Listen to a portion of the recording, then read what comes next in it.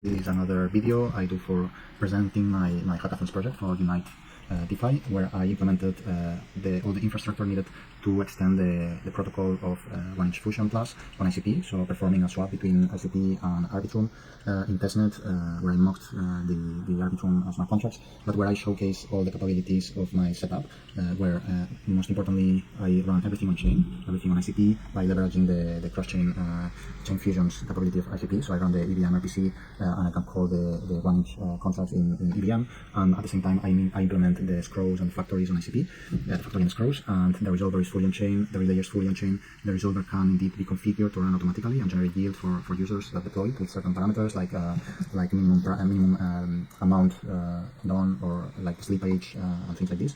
And here I want to show you some tests that I only leverage the functions of the resolver. I don't run it in automatic mode, but indeed I just deploy it and I use it to deploy scrolls.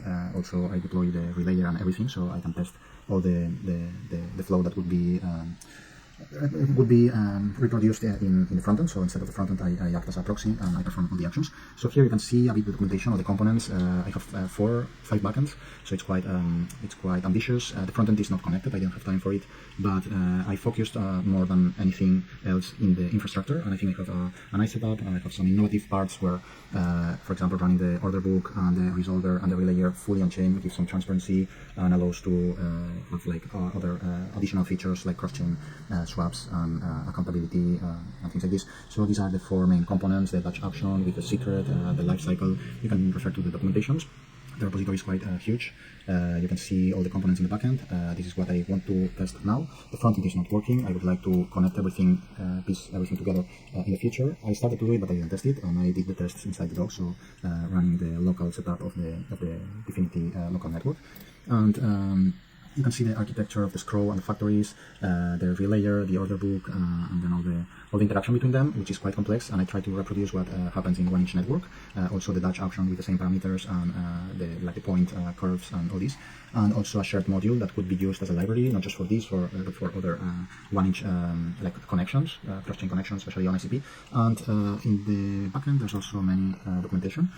For example, most importantly, the relayer and the resolver. They are the 2 most important pieces here of infrastructure. So here, the relayer is running fully on chain. It ticks at each tick every 5 seconds, but it is configurable. It will discover new orders in the order book, and it will start auctions with these new options. And with the old ones, it will just compute the next step price, and it will be exposing some API interfaces. So the resolvers can, for example, accept some price, and once they accept this price, the relayer stops that auction, assigns the winner, and then the taker, the resolver, will deploy both in EVM and ICP using these chain fusion capabilities, using its own canister fully on chain, and then it will signal again the relayer, and the relayer will confirm that the escrows are correct, and it will deliver the secret that can be used to unlock the funds and finish the swap.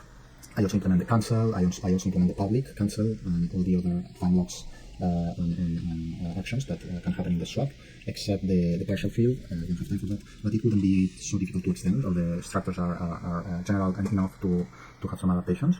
So this is what the relayer does. Again, I don't want to delve too much inside here. I will better showcase it in a quick test. The resolver also have some specific documentation because it's quite complex how they interact with the relayer, and they have a life cycle of polling. And here I will need to update this, but also the resolver can be deployed without the automatic tick configuration, so we can use it just as an interface to call ICP and EVM, scrolls and resolve like the different smart contracts and interactions we need on chain. And this is what we are going to do for the test. So as a test, we will reproduce in local network. Let's go here. Let's start a local network here, and then we will proceed to deploy all the canisters and perform publish an order as a maker, and then we will see all the different components and all the different complexities and subtleties behind it, and how all the pieces glue together. So if we go to the docs folder, we can see many local tests. I have individual tests for everything, for the order book, for the relayer with the option lifecycle and the interaction with a manual relayer, so to say. I just act as a relayer and I say, okay, assign me as a winner for for this auction, and all the flow is trying to atomically test everything, and then you can check everything. You can run the configuration. With this would be enough to make everything run and work. And here, this is the full flow for a swap between ICP and EVM.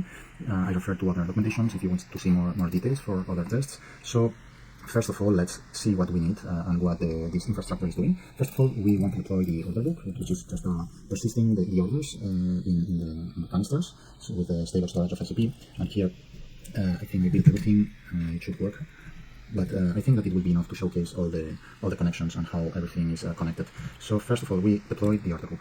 And here we see this log that the Orderbook is initialized. We could go here and we could see the commit UI.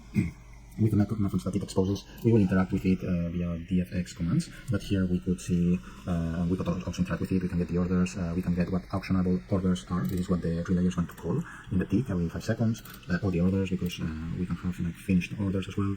And we can update the order status. I'm not using this one, but you can see that there's some configuration that can be done with this. So then the factory is one of the most important pieces. We need to deploy it with cycles, so it's able to deploy automatically the escrows, and we will deploy. We will set this parameter, the escrow. We need to transform it. There's a Python script there that transforms the wasm file into a candid document argument that can be plugged, and we can set in the local state of the factory this escrow. And this is done for upgradability purposes. So we could deploy different versions of the factory and different versions of the escrow, and we could just upload the new wasm for new escrows and automatically update and upgrade all the infrastructure. So let's do this. This is just deploying with cycles and setting the escrow wasm, as I already mentioned. So here we'll see the next block.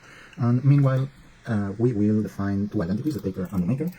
We will take the count and the principals as variables, and then we will deploy the ledger with some default tokens for the maker and the resolver. That way we can start interacting with the protocol and make some swaps. So here we assign the identities, we deploy the local ledger. This is reproducing the equivalent of ICP in mainnet. Here, the next step would be to deploy the relayer. This is one of the most interesting components, since it's fully on-chain and it has many functionality.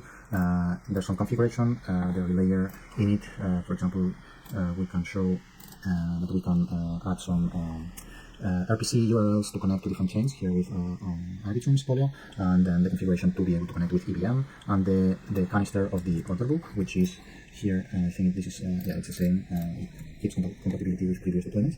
So we are going to deploy using this configuration, and then it will start ticking, and it will start scanning for orders that would come from the front end or any client that just wants to initiate an auction intent.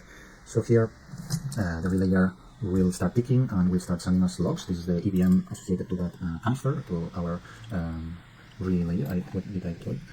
Yeah, relayer. This is just a mistake in the name. This relayer EVM address, and then it will start ticking and checking for auctions to start.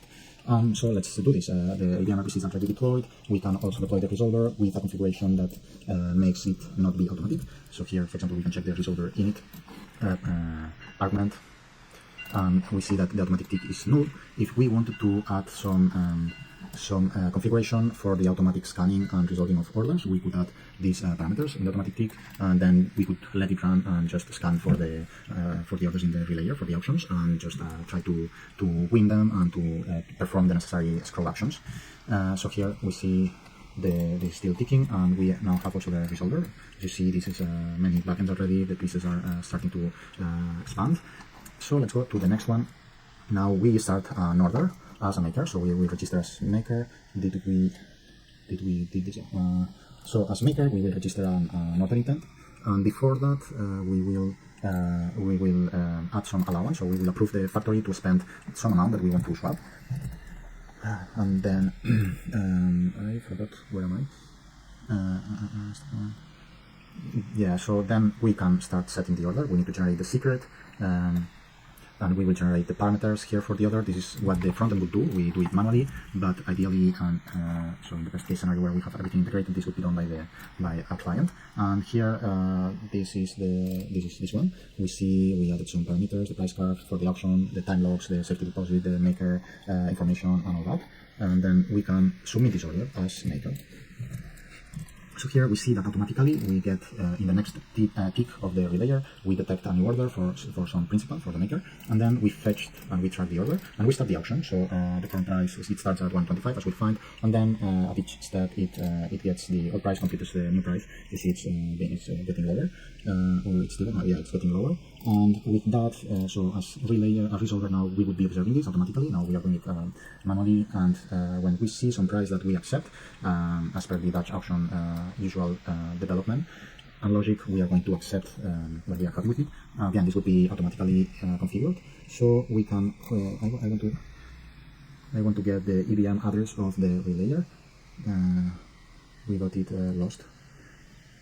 That should be resolver EVM. This was the wrong. This one is the resolver. So we should add this here. Let's check and change this in here. So we want to accept the price for this order, and we are going to signal what is our EVM address. This would be ideally done in sync with the relayer, which would map the accepted resolvers as 1inch does. That 1inch makes resolvers to pass KYC, I think, so there's some constraints. And here the good thing about having this on chain and configurable is that we could have the legal compliance quite easily implemented, and we would register on chain with what are the resolvers accepted in the community, and then we would get this EVM address. But for now we are getting it manually, so let's use this taker identity, the resolver identity, and we are saying we want this price, the 138, and then we see that the auction schemes, we assign like the relayer, since we are the only resolver here, we are automatically winning this. And so now we have the responsibility to create this scroll. We implemented this in the scroll canister that we just deployed, so the factory indeed is what is going to deploy the scroll. So let's just generate the parameters for the scroll, the source scroll, because we are going to swap ICP tokens. And then here we call the scroll. We have to give cycles to for deployment, and this should work if we compile everything properly. And we can check here that we deployed this scroll with this canister ID. So here we already can get this scroll ID, and if we lose this output, we can just get it. Like calling the scrolls and the factory or even the relayer has this information, so we can just query and we will get who's the winner, what's the scroll deployed, and everything. So let's assign this ICP scroll here. And so, for example, what happened is that the allowance that we gave as maker to the factory was used to fund the newly created by the factory scroll. So here, if we check this with the proper scroll ID that we just copied and we have here. Here we see that the scroll is well funded. So now the relayer, when we send this scroll address, it will check that everything is properly set, the time logs and the secret and the image, the secret on this. So now we also need to deploy the EVM, which is going to be proxied through the resolver. So in order, instead of having like scripts that run against the EVM networks, we can just have this on-chain resolver performing the actions for us. We have implemented the deployment and the withdraw and everything. Unfortunately, it will work. So we will get this information, this smart contract. We again plug this here. The resolver EVM was again. We should check. Everything should be automatized in the front end, and all the information flow would be much better handled than a manual test. But I think that for showcasing the product, this is quite friendly. So we just need to. So the hash here is used just as an identifier. We could add whatever, and then I want to verify if everything is correct. We should use the identity of the resolver, which is the taker, and then if we did everything correctly, we would get the secret as blob. So with this secret, we can just do what we are intended to do, which is to perform these actions for withdrawing and everything. Now the secret is public, but the time locks ensure that first the resolver is going to have priority in the window defined by 1inch protocol, as in the white paper is explained. We do the same. We also have the window for public withdraw, the public cancel, and so on. So here we can just, since we have all the variables here, we can just execute this for the ICP scroll, and we would get. It cannot infer the types because we didn't specify, we didn't find the ID, but this is correct. So we can see here that we transferred the test ICP and the deposit, and also we can do, this is mocked for EVM now, but so it's not really doing the on-chain call, but here we see that this works as intended. So the swap is completed, and we can see all the information that the resolver and the relayer is creating. The relayer is sticking. and it's scanning new orders. So here we have potential to scale this and to add many other features. For example, adding Solana or adding Bitcoin escrows, especially Bitcoin. We could add the scripts instead of having the scripts off chain. We can have the scripts and the node connected to the ICP canister directly, so we could have the resolver for Bitcoin fully on chain as well, and so on. And I think this could be a nice project to keep up with and extend in the future. So this is a lot of information. In the video that I submitted, I didn't show not even half of this. That's why I wanted to upload this, and maybe someone will want to know a bit more information than the one that was given there, especially because there's no front end yet. So I felt it was a pity to not be able to showcase everything that I did, because it's full, like a lot of backends and connections that took a lot of time, and I couldn't show it in a pretty way. So I hope you enjoyed this one, and I think I will try to finish all the implementations, get it to production, and continue the development.